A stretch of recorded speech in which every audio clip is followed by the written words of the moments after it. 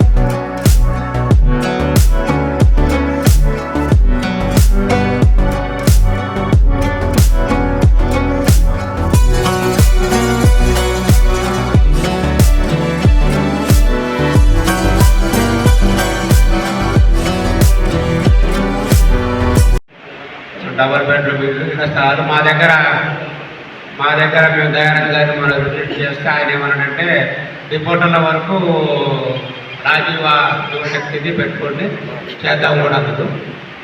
మీరు కూడా అక్కడ నిర్ణయించారు, మీ స్ఫూర్తితో మేము ఇక్కడ అడిగాం. వాస్తవానికి అది చూసి మేము వెంటనే మనోళ్ళం కూడా అడిగితే బాగుంటుంది అనుకునే ఉద్దేశంతో అడిగాము.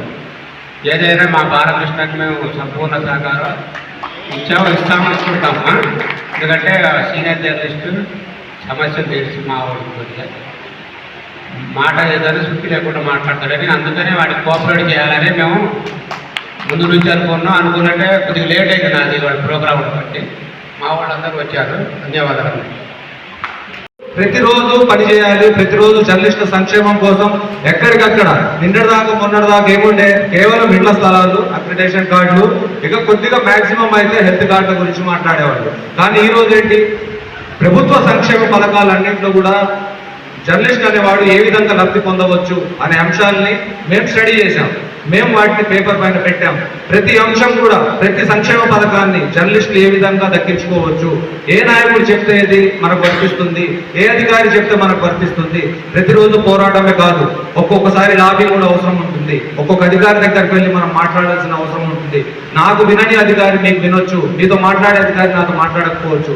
కాబట్టి అలా అనుసంధానం చేసుకుంటూ ఎక్కడికక్కడ ప్రతిరోజు ఏదో ఒక అధికారితో మాట్లాడి, సార్ ఈ సంక్షేమ పథకం మా జర్నలిస్టులకు రావాలంటే ఏం చేయాలి అని ప్రతిరోజు ఏదో ఒక అధికారితో మాట్లాడితే, ఒక పెద్ద అధికారితో మాట్లాడితే మీరు లేట్ చేయకండి, రాజీవ్ యువ వికాసం కింద మీరు అప్లై చేయండి, వెంటనే అది అప్రూవల్ అవుతుంది, అది మంచి పథకం, అది గవర్నమెంట్ చాలా ప్రతిష్టాత్మకంగా చేపడుతుంది, అందులో మీరు కూడా భాగస్వాములు అవుతారు, మీకు జీతాలు రావు, మీకు పెన్షన్లు లేవు, మీది టికానా లేని ఉద్యోగం కాబట్టి మీరు ఖచ్చితంగా దీన్ని అప్లై చేసుకోండి, మీరు నాయకులు వచ్చి ఒక రిప్రజెంటేషన్ ఇవ్వండి అంటే వెంటనే మరుక్షణం ఎక్కడికక్కడ కలెక్టరేట్లో ఉండి రాజీవ్ యువ వికాసం కింద మాకు అర్హులైన వాళ్ళందరికీ ఇవ్వండి అని అంటే వెంటనే కలెక్టర్ గారు ముజమిల్ ఖాన్ గారు పిలిచారు.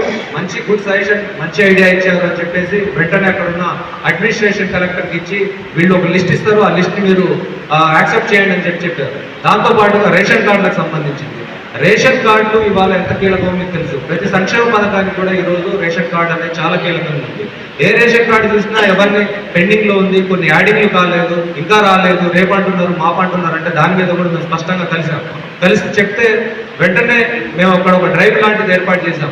బయట ఉన్న మీ సేవా కేంద్రాన్ని తీసుకొచ్చి కలెక్టరేట్ దాన్ని ఏర్పాటు చేసి అక్కడ జర్నలిస్టులందరినీ ఆహ్వానించి మీరందరూ అక్కడికి వచ్చి మీరు ఆన్లైన్ చేయించుకున్న తర్వాత అవన్నీ రాసి ఆ నెంబర్లన్నీ కూడా అడిషనల్ కలెక్టర్ గారికి ఇవ్వడం జరిగింది.